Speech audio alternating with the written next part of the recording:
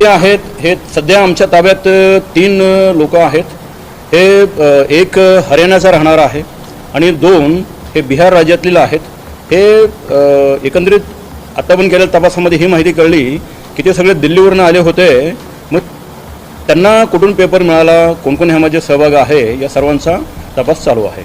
Paper त्यांनी already विकला होता तर विकायला आले होते, म्हणजे कोणाच्या हातात पडला होता? आजचा आमचा जो जी ट्रॅप लावलेला आहे त्यामध्ये ते विकायला आलेले होते असं कळलेलं आहे.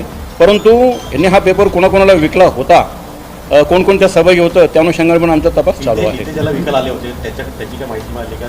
नाही, या ठिकाणी आम्ही गोपनीय बातमीदारातर्फे ही माहिती कळली होती की ते विकायला येणार आहेत. त्यामुळे त्या अनुषंगाने आम्ही ट्रॅप लावला होता आणि त्या ट्रॅपमध्ये त्यांना ताब्यात घेतलेला आहे. विकायला आले ते माहीत पडले का? कोणाला विकायला आले? नाही, याच्यामध्ये एकूण 1.5 करोड रुपये त्यांची अपेक्षा होती, तेवढी मागणी केली होती.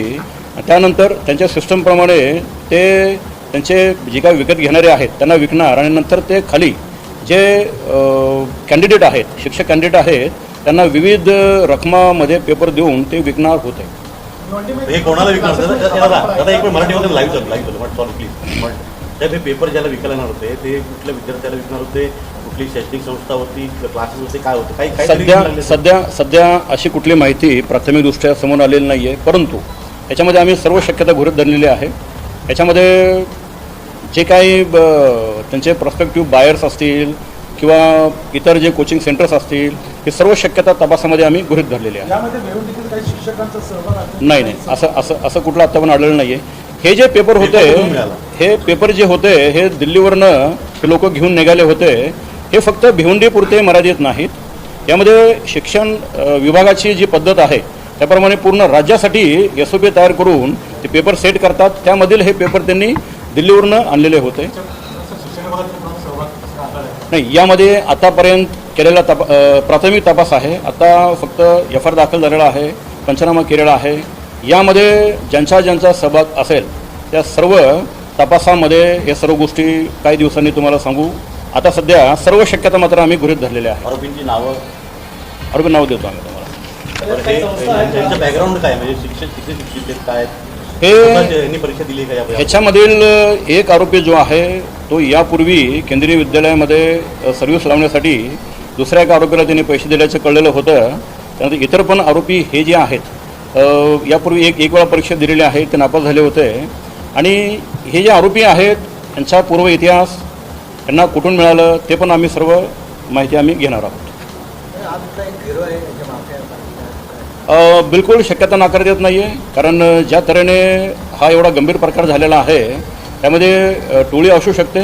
त्या अनुषंगाने पण आम्ही विविध कलम पण लावलेले आहेत आणि त्या अटक करण्याची आम्ही कारवाई करणार आहोत. नाही, दुसरी केंद्रीय विद्यालयामध्ये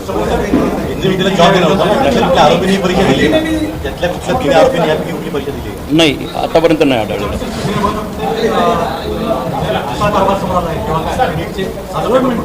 नाही, म्हणजे यामध्ये आपल्याला सांगितलं की प्रत्येकाकडून पोलीस खात्याकडून तपास चालू झालेला आहे.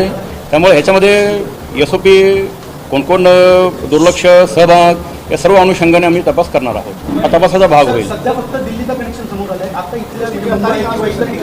नाही, आतापर्यंत फक्त दिल्ली, बिहार इथले लोक ताब्यात घेतलेले आहेत. इतर लोक स्थानिक इथलं कुठलं आढळलेलं नाही. एकूण 4 पेपर आढळलेले आहेत. कोनगाव एरियामध्ये मधून त्यांना ताब्यात घेतलेलं आहे. सकाळी साधारणतः 11च्या दरम्यान पूर्ण टीम बनवून कोनगावमधील एरियामधून ताब्यात घेण्यात आलेला आहे.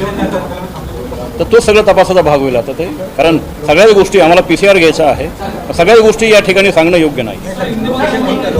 कोनगावमध्ये